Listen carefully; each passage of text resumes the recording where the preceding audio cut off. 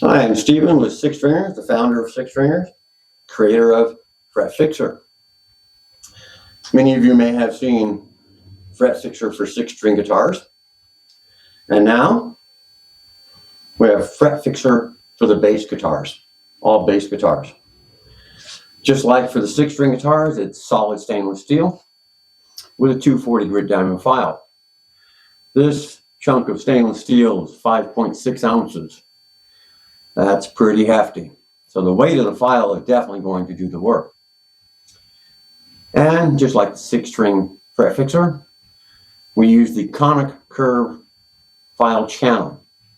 And it's really important to know about that because all other crowning files are a half round. And so that means you have to have a different width file for different width frets. So you don't get that like flat school bus roof crown by using too wide of a file. The conic curve eliminates that. It makes every fret crown perfect, regardless of whether it's a narrow to a jumbo wide. All right. Now this guy has 4 different sides to be compatible with any 3-fret span.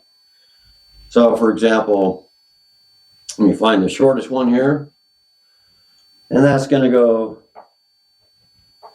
right over these 3 frets here. And then the next length, I can probably do these frets here. Oh, that guy is actually, that's a very high fret, rocking. And the next one, this is a brand new guitar, a lot of high frets. And then the last one is going to be for your like really wide spans up by the headstock. Okay, so it's compatible with all scale lengths on bass guitars. To use FretFixxer, well, you need to know where your high frets are. And when you're checking for high frets, it's pretty much everybody is using one of these, a fret rocker. But what some people don't realize is the proper way to use it. Give you an example here. When you take the strings off the guitar, and I have the strings off on this one, and I'm using a string spreader right here to get them out of the way. So I didn't take the strings off, I just loosened them and got them out of the way. But when you take the strings off, the neck goes into a back bow. And so if you don't flatten the neck, and you're doing this, and you think you found a high fret, yeah, chances are you're actually just, rocking off that hill that back bow has made. So it has to be flat. To make a neck flat, you'll need one of these. Now, this guitar support you'll see is right here. But if it isn't, let's say I'm not thinking about it and I put it here, and I want to use the straight edge. The weight of the guitar is going to flex the neck in the middle. It's going to dish. And so that's no good. You need to support the guitar so that doesn't happen. And then line it up with the center dots.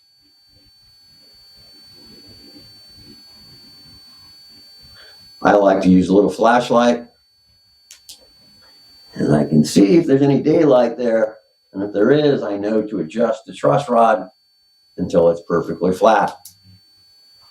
Now that it's perfectly flat, I can get an accurate reading by using the fret rocker. And so we'll go here, and here, right here. Number 3. You can probably hear that. It's high. Now, this is a brand new guitar. And you'll find that pretty much all brand new guitars have high frets. Unless it's very expensive and they do it at the factory on the fret leveling and all that. And high frets cause buzz, more difficult play, poor intonation. And for example, on a 6-string guitar, you don't get to bend as far before it frets out. So it's not a good thing. So now to use FretFixxer, I'm going to relocate the support. And the reason is I don't want the neck to bounce around, or if, let's say I have a high fret in the middle here, I want the support so I don't flex the neck using the tool by pushing down on it. So it's really important to have those basic understandings, right? Meanwhile, we know number 3 here is high. And I'm going to mark it with a sharpie. And then what I'm going to do is change the camera angle so you get a nice close-up view of using FretFixxer. A little video insert. I forgot to mention that when you're using a fret rocker and you find a high fret, this one's a little bit high, right there. You cannot reference this fret for the next 3 frets because that fret's high. It's not going to read accurately. You actually have to skip it, right? And take care of that and come back later. Well, here we're zoomed in on this, and we can see the 3rd fret. We have the Sharpie mark on it.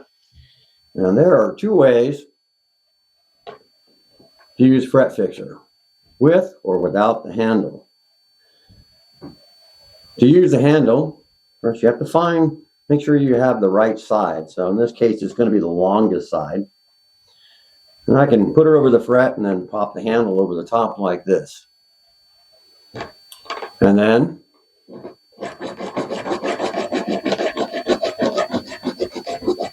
now we'll take a little look. Just do a little bit of filing there and see that we're getting rid of the Sharpie mark. There's a lot of material there already.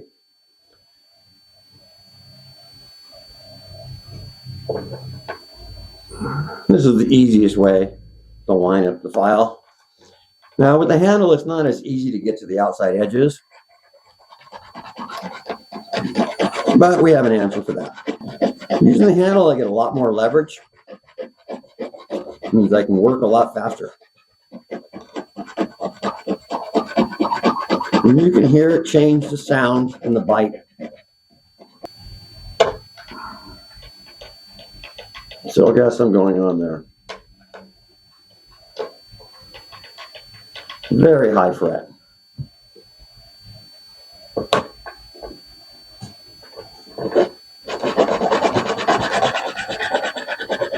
Now, something to know is that FretFixxer is going to leave the fret a tiny bit high. And the reason is, after filing the fret, you want to polish it. And you're going to be using sandpaper. And sandpaper is going to take fret material off. And you don't want the fret to be too short.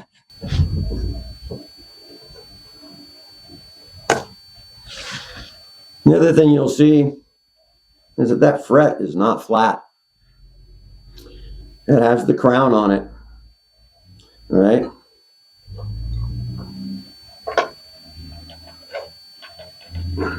Still high.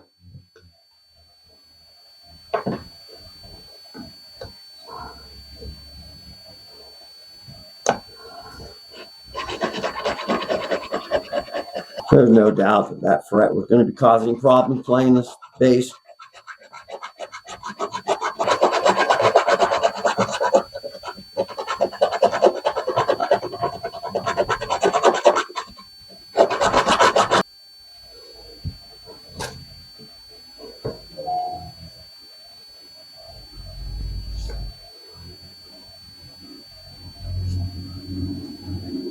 Okay. Now let's see what we have.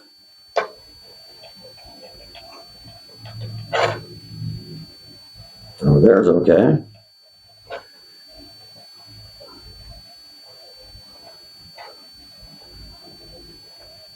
Ever so slight.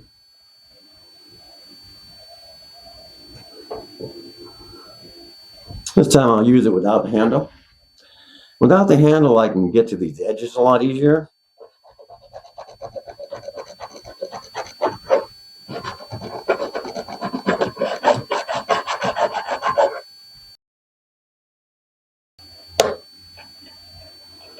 All right. So now we come to the polishing. And again, recognize we did not destroy the crown of the fret. We didn't make it flat like a sanding beam does, or like these other tools out there that they make for spot leveling. Those tools destroy the crown. And then you have to have a separate crowning file to fix that, which means it's 2 tools, 2 steps, more than twice the time, and just not near as good of a job.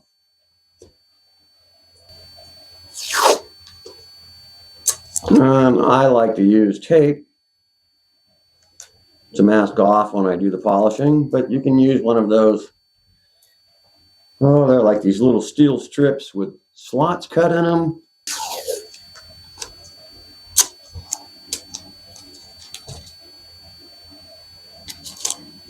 Okay. I have some 600 paper here. And so I'll just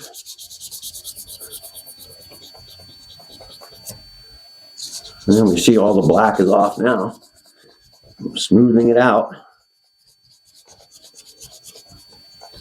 You can use 1,000, even some people use 2,000 to really put a shine on it.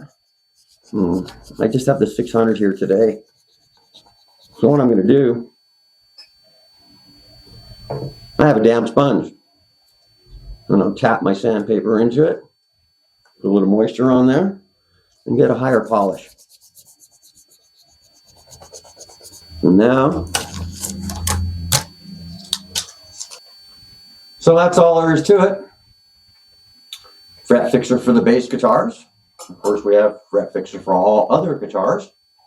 It's 1 tool, 1 step, less than half the time, and perfect results every time. And anybody can do it. It's super intuitive and easy to use.